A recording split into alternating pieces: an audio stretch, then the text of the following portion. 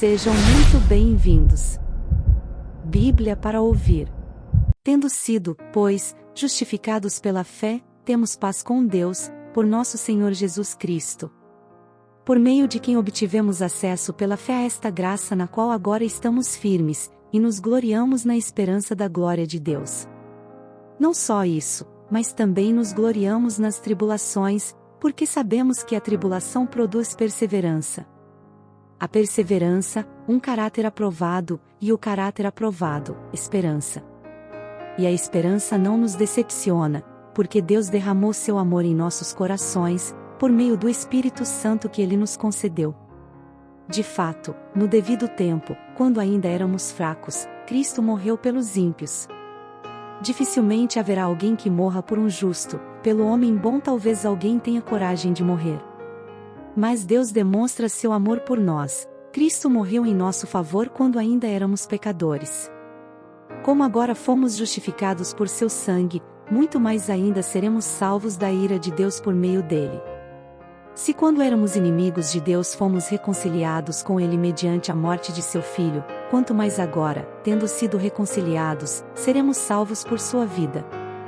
Não apenas isso, mas também nos gloriamos em Deus, por meio de nosso Senhor Jesus Cristo, mediante quem recebemos agora a reconciliação.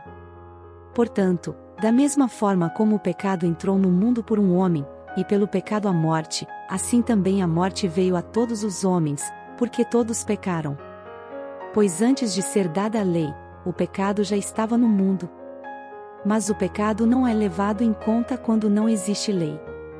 Todavia, a morte reinou desde o tempo de Adão até o de Moisés, mesmo sobre aqueles que não cometeram pecado semelhante à transgressão de Adão, o qual era um tipo daquele que haveria de vir.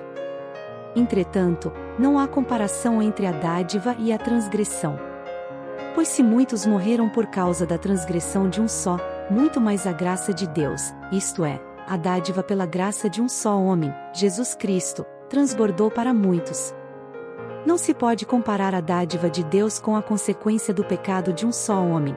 Por um pecado veio o julgamento que trouxe condenação, mas a dádiva decorreu de muitas transgressões e trouxe justificação.